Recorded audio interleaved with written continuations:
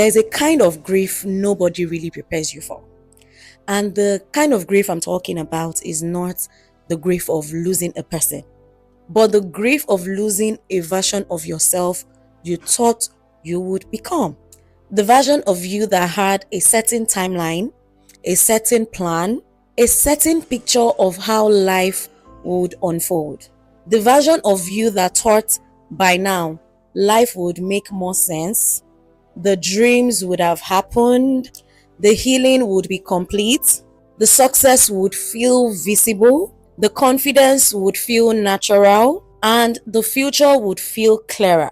But life happened differently. And sometimes the hardest thing to accept is not that life changed, but that you changed too. Welcome back to Unmask with Ladon. Today, I want to talk about something deeply emotional, and it is the version of me I had to grieve. If we're being honest, I think many people are quietly mourning expectations they never speak about openly. That marriage they thought would have happened by now. That career they thought would have taken off by now. That financial stability they imagined. The confidence they thought they would feel. The version of themselves they imagined becoming years ago. And because these losses are invisible, people rarely recognize them as grief. But we all will agree that disappointment can create grief too, especially when you're grieving a life you genuinely believed would happen. And to be honest, I know what it feels like to sit with unmet expectations, to replay old versions in your mind, to wonder what happened to the person I thought I would become. And sometimes that question carries shame, because somewhere along the line, many of us started believing that delayed progress meant personal failure. So instead of grieving honestly, we criticize ourselves, we compare ourselves, we rush ourselves, we pressure ourselves, we punish ourselves for not arriving faster. One thing I am learning is this: you cannot heal in a life you're constantly resisting emotionally. And sometimes growth begins with grieving honestly, not pretending everything feels fine, not forcing toxic positivity, not constantly saying, I am okay, I am good, it's all working out, when deep down, part of you is still trying to process the gap between expectation and reality. I think one of the reasons many people feel emotionally stuck is because they never gave themselves permission to mourn. They just kept moving, kept surviving, kept performing, kept distracting themselves. Meanwhile, internally, unresolved disappointment kept accumulating quietly. And unresolved grief has a way of showing up everywhere. You see it in your motivation, you see it in your energy, you see it in your confidence, you see it in your relationships, you see it even in your self-esteem, because grief doesn't disappear simply because you ignore it.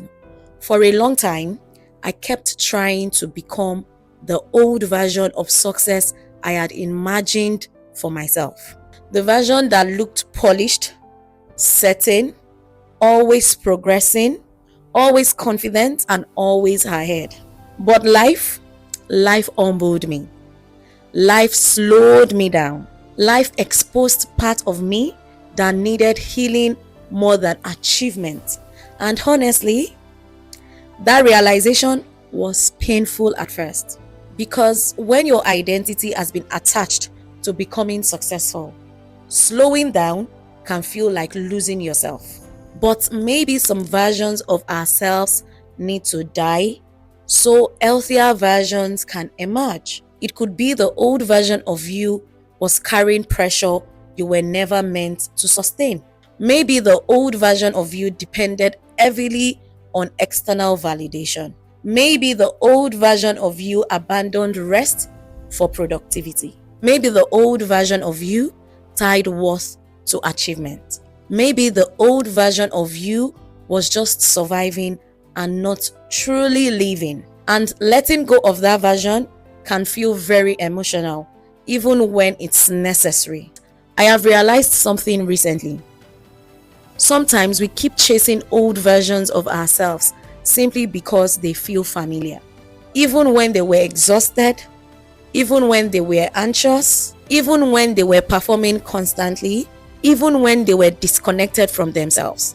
Familiar pain can feel safer than unexpected growth. And that's why transformation often feels disorienting, because growth asks you to release identities that once protected you. One of the hardest parts about grieving the old version of you is that nobody can fully see it. People may only see your current life externally, but they cannot always see the internal funeral that has been happening quietly inside you.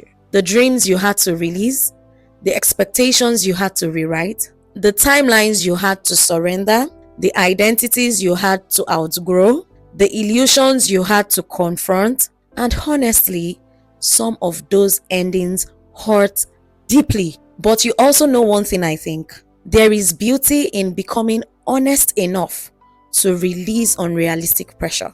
Beauty in no longer pretending you have everything figured out. Beauty in allowing yourself to evolve. Beauty in accepting that life may unfold differently than expected, and still believing it can be meaningful. Because maybe maturity is not becoming everything you once imagined. Maybe maturity is learning how to embrace life honestly, even when it surprises you. I think many people are already exhausted because they are trying to resurrect versions of themselves they have already spiritually outgrown, trying to force old timelines, trying to force old identities, trying to force old expectations, trying to force old definitions of success. Meanwhile, life is trying to introduce them to a softer, healthier, and more grounded version of themselves. But surrender feels uncomfortable when you spent years worshiping control. And this podcast has been teaching me something unexpected myself. And it is that honesty heals more than performance. And maybe that's why these conversations matter. Because I know I am not the only person learning how to release who I thought I had to be. I know I am not the only person rebuilding identity after disappointment. I know I am not the only person learning how to separate worth from timelines. And maybe some of you listening are in the same space too, quietly grieving, quietly evolving, quietly becoming. And if that's you, I want you to know this. You are allowed to mourn the expectations that didn't happen. You are allowed to feel disappointed. You are allowed to admit that certain seasons hurt.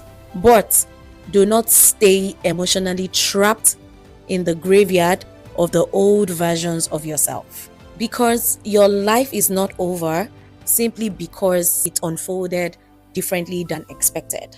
Sometimes the death of old expectations creates space for deeper authenticity. And maybe the version of you imagine now is more honest than the version of you originally planned to become. Maybe healing is not becoming who you used to imagine. Maybe healing is finally learning how to embrace who you are becoming now. Thank you for joining me for another episode of Unmask with Ladon. I will see you in the next episode. Until then, remember, not every version of you is meant to survive forever. Some versions must end so healthier ones can finally begin. Bye for now. Toodles.